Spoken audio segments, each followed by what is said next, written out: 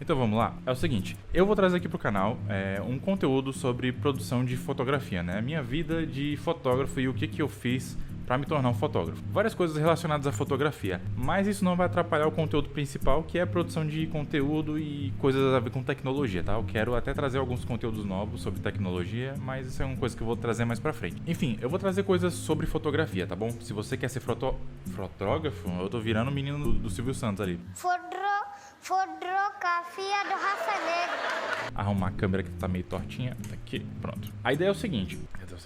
Então a ideia é o seguinte, basicamente eu vou trazer aqui conteúdo sobre fotografia, né? No caso de hoje eu vou trazer aqui 5 coisas que você deveria comprar e 5 coisas que você não deveria comprar na sua vida de fotógrafo, tá? Não, compra não. A ideia é o seguinte, eu vou trazer aqui alguns conteúdos a mais do que o que eu já trago aqui no canal, na semana, sobre fotografia. A ideia é trazer vídeos temáticos sobre coisas que vocês devem saber sobre fotografia, né? Pra você que tá começando a fotografia, pra você que já tá na fotografia, mas ainda tá naquele comecinho ainda, aprendendo, quebrando a cara com algumas coisas.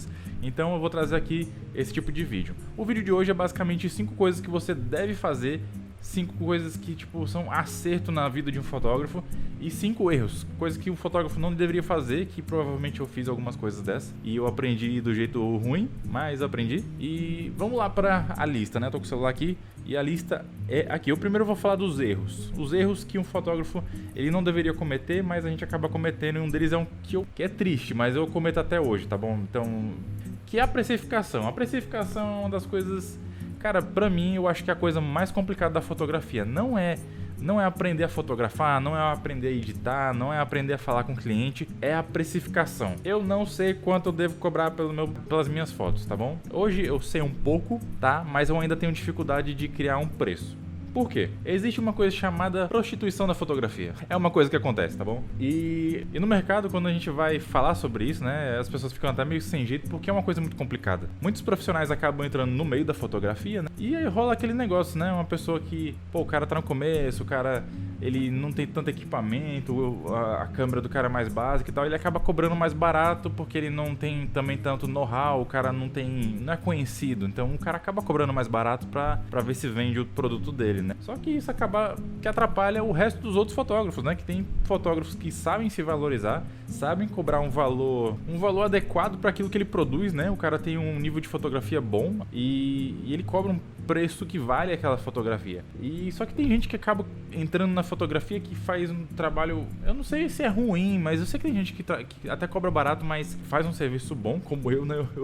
Eu acho que meu trabalho é bom, eu acabo cobrando barato às vezes e eu não devia, e acaba que isso contamina, né, o mercado, né, porque as pessoas começam a achar que o preço normal é aquele mais barato, mas não é. Aquele mais barato ali é porque o cara precisa cobrar mais barato, porque senão ele não consegue vender as fotos dele, e acaba gerando uma briga, né, na área da fotografia. Eu acho que essa é uma das coisas que quando você vai entrar na fotografia profissional deve ser o seu foco, é aprender a precificar o seu produto, aprender a criar pacotes, aprender a criar algo assim que vai atrair o cliente independente do preço, tá?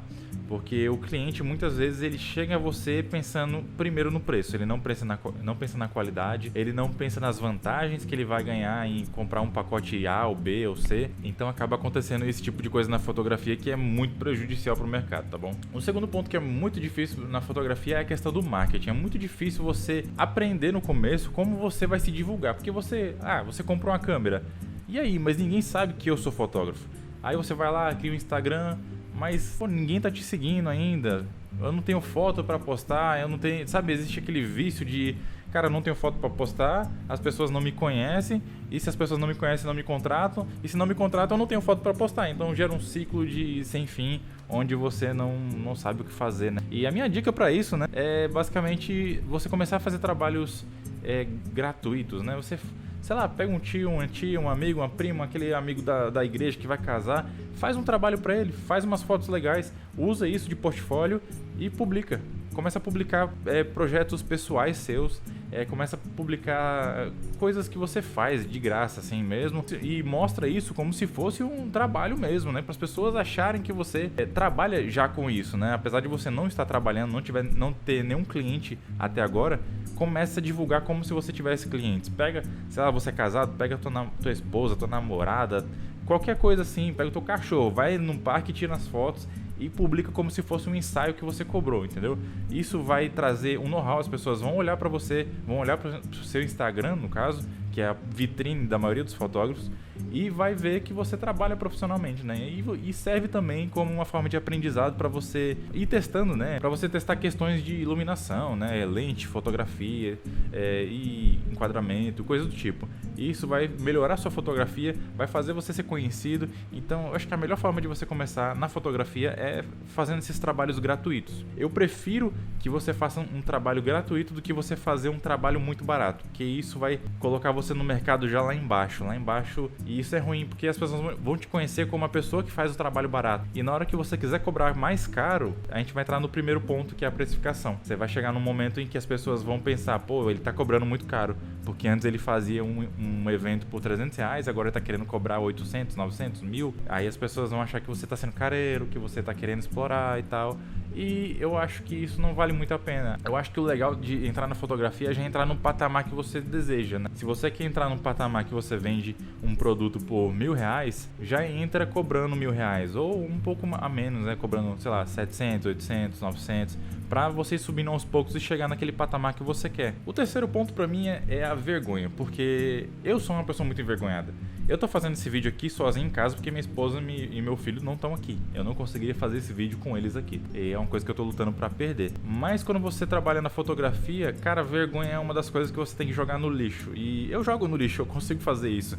Porque num evento, sabe, tipo, você tá numa igreja cheia de gente, todo mundo olhando pra você, e eu consigo falar um grande dane-se, e eu subo no palco, subo no altar, tiro foto, eu não tô nem aí, tá bom? E é uma coisa que eu aprendi com o tempo. No começo eu tinha medo, né, de ficar entrando nos lugares e tal, e é meio complicado assim no começo, eu entendo, a gente fica com vergonha, fica com medo, mas chega no momento que a gente começa a se arriscar e começa a se jogar nos lugares pra fazer as melhores fotos, começa a correr. Às vezes eu tô correndo dentro da igreja pra poder tirar uma foto de um canto, depois ir correr pra tirar foto do outro. Aquela hora, por exemplo, na hora do casamento, tem a hora das alianças. Cara, aquele é o momento que eu mais corro dentro da igreja.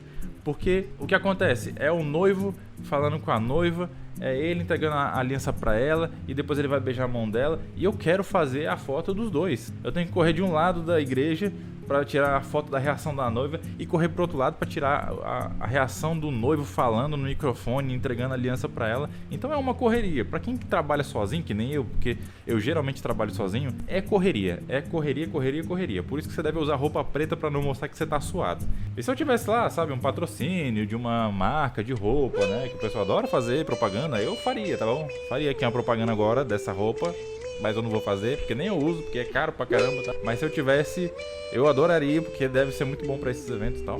Enfim, fica isso pra Fica no ar esse negócio que eu falei agora, mas vamos pro próximo ponto, que é a falta de portfólio. Eu falei isso no ponto 2, né, na questão do marketing, porque o portfólio faz parte do marketing, é a sua venda do seu produto. E muita gente chega nesse ponto que eu tinha falado, que é não ter trabalho para poder mostrar para as outras pessoas.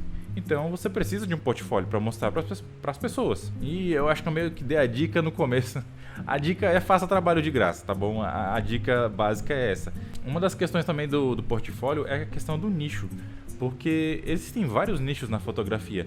Tem foto de modelo, tem foto de evento, tem foto de produto e... que mais tem foto? Tem foto de carro, tem foto...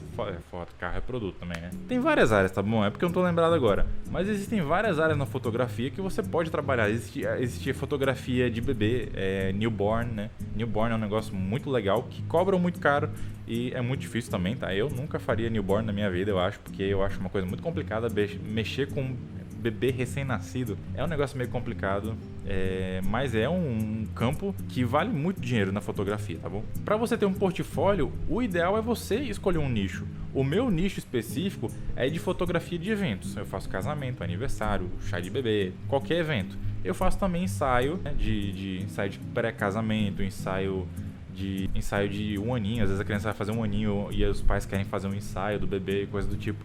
Ensaio de... Cara, eu faço ensaio de qualquer coisa, tá bom? Só não faço ensaio de mulher pelada. Mas eu faço ensaio de qualquer coisa. E a gente tá aí. E esse é meu nicho, né? Esse é o tipo de fotografia que eu trabalho. E é isso que entra no meu... Qual é o nome do bagulho aqui? Eu esqueci agora. E é isso que entra no meu portfólio. Então, escolha o seu nicho.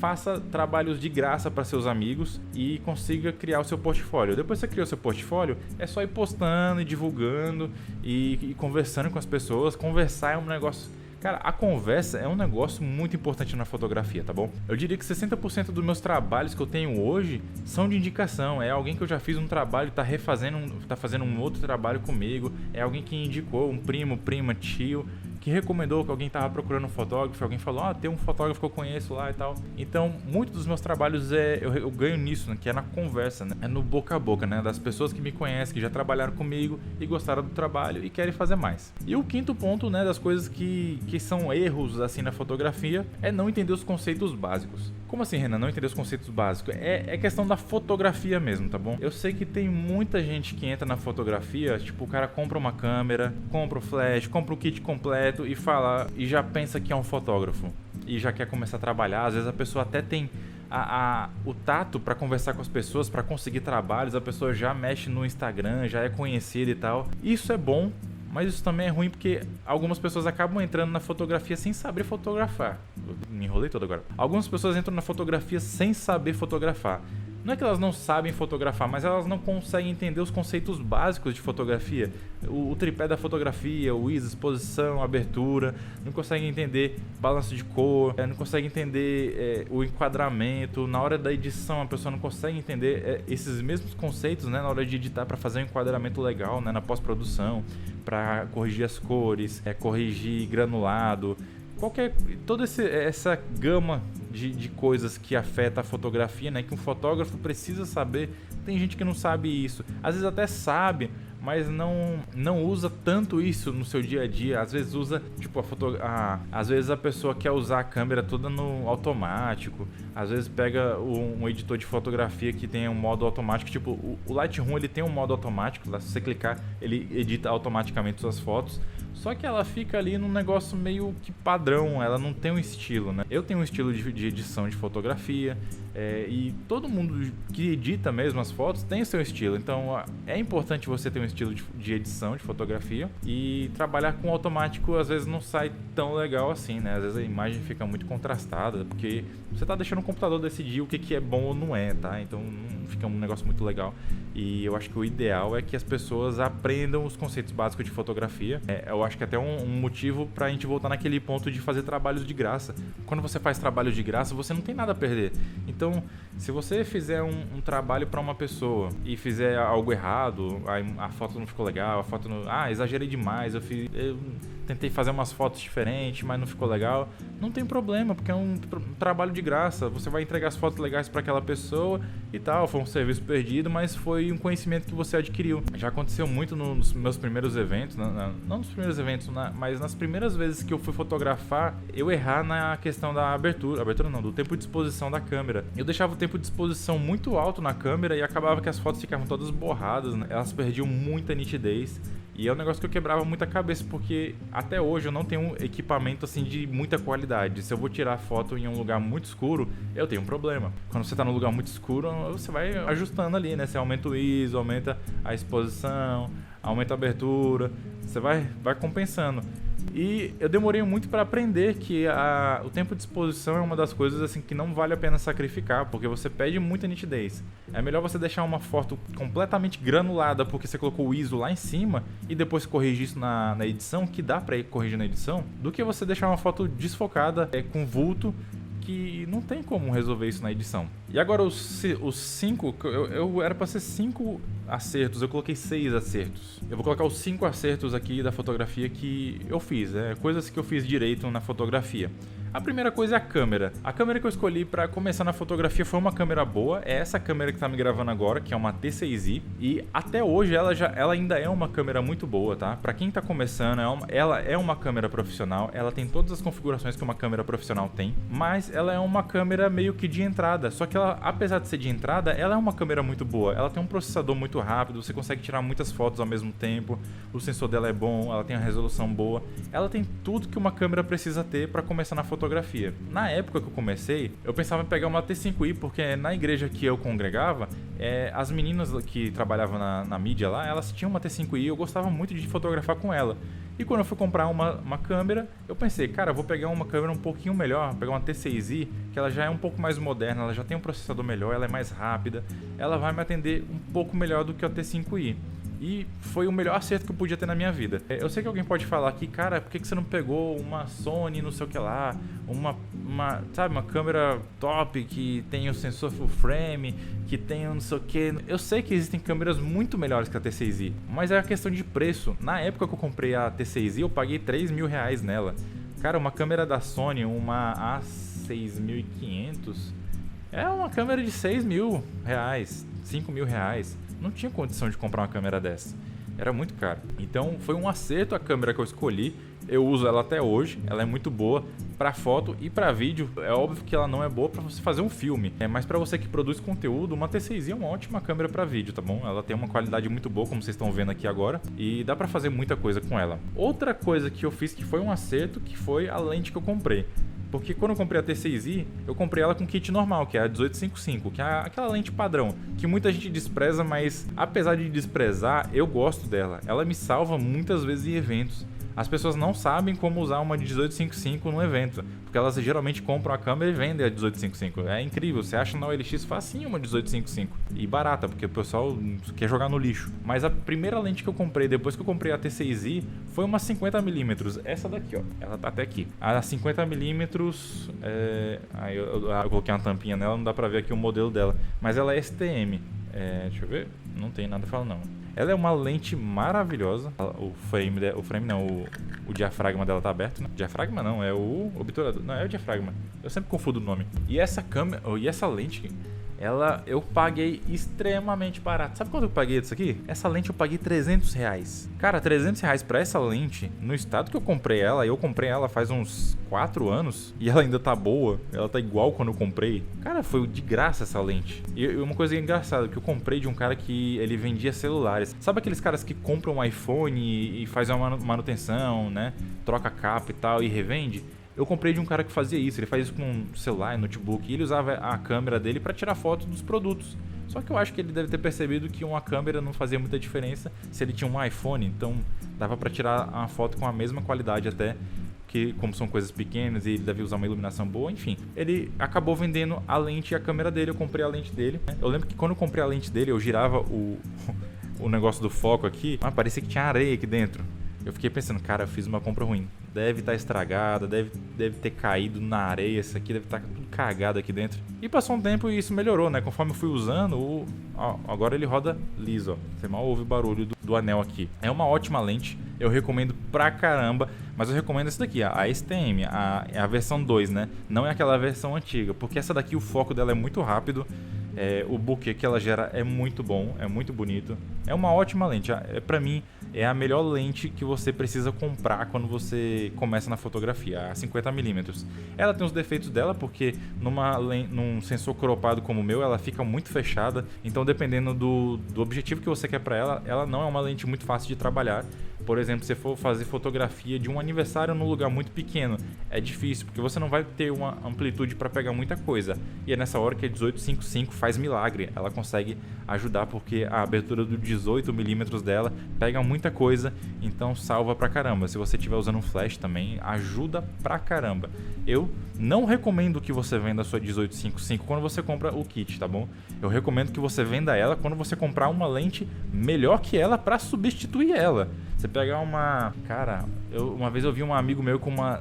Eu acho que era 1070, eu não lembro qual lente era. Era uma lente maravilhosa, acho que era 1070. Era maravilhosa para substituir a 1855, porque ela tinha uma abertura muito maior do que a 1855 e ela tinha uma amplitude maior, que ela tinha 10, né, uma abertura 10 e 70 de zoom, né? Ela fechava muito longe, então era maravilhosa. Você podia jogar a 1855 e a 50mm fora e substituir por essa única lente, que ia ajudar pra caramba. Que é um dos problemas da fotografia também, quando você tem lente fixa, que você tem que ficar trocando, né? Não que essa seja fixa, essa daqui ela não é fixa porque ela é zoom, mas a 50mm é fixa. Eu tô falando um monte de besteira aqui, mas enfim. Vamos pro próximo ponto, que é o flash. O flash é um acerto que eu tive, mas um erro que eu cometi recentemente. Por quê? Eu comprei na época um flash, era um Yongnuo. Cara, não. Eu tenho aqui o Yongnuo ainda, peraí. Eu vou pegar ele aqui. Ai, peguei. Esse aqui é o flash que eu comprei, né? Essa câmera aqui, quando eu comprei ela, eu fiquei usando o flash pop-up dela, que foi uma das maiores besteiras que eu fiz na minha vida, porque as fotos são horríveis. Mas eu comprei depois esse flash que eu recomendo até hoje. Ele é um flash maravilhoso. É o Yongnuo 565 EX3. Ele é um flash chinês, mas ele tem uma qualidade excelente. É um flash que não falha. Ele não falha. Eu não uso ele hoje porque ele queimou o flash. A lâmpadazinha dele tá queimada. Eu até fiquei de tentar arrumar, mas eu não consegui. Mas esse flash, ele é maravilhoso. Todas as vezes que eu usei ele Cara, é excelente. Eu recomendo que vocês comprem qualquer flash da Yongnuo, a flash grande, tá? Não comprem aqueles flash minúsculo, pequenininho. Eu não recomendo. Eu comprei recentemente o flash pequenininho daquele pra nunca mais.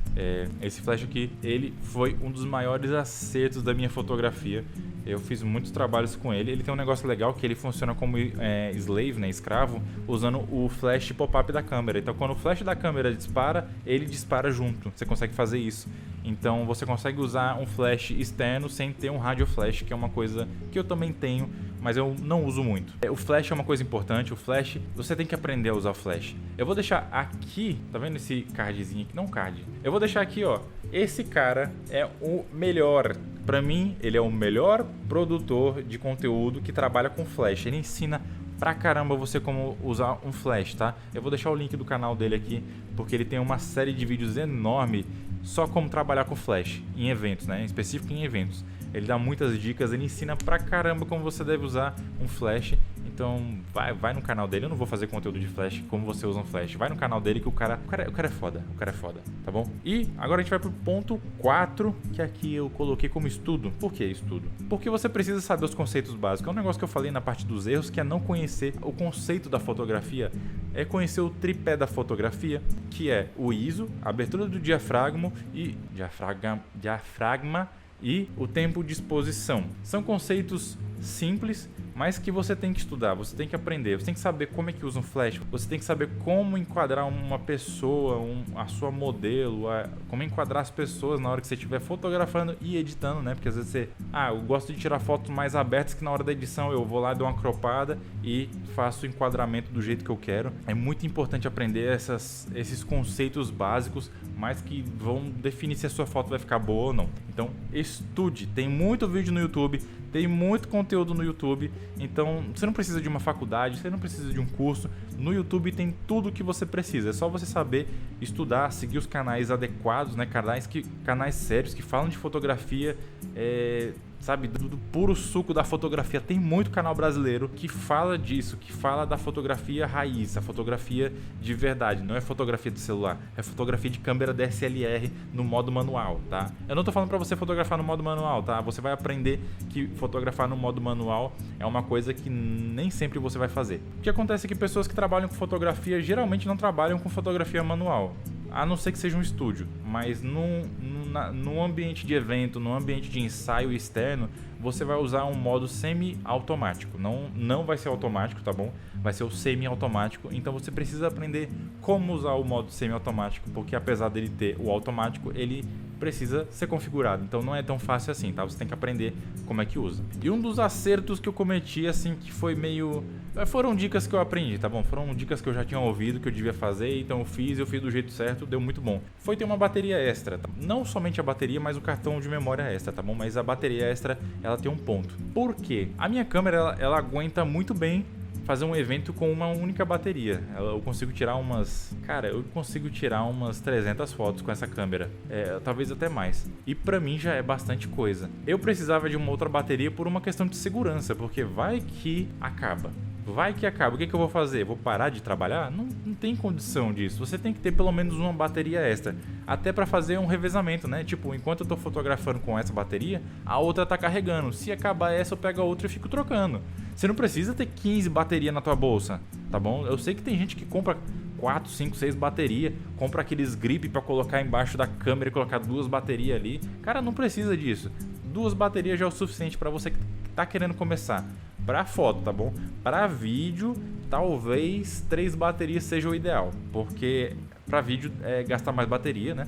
Bateria acaba mais rápido. Se for para gravar um evento, talvez você precise de umas 3 baterias, mas para fotografia 2 baterias é o suficiente. E outra coisa, bateria original, tá bom? 2 baterias originais, você tem que ter 2 baterias originais, que é a bateria de segurança. Você pode ter uma terceira bateria de paralela e falsificada, beleza, não tem problema.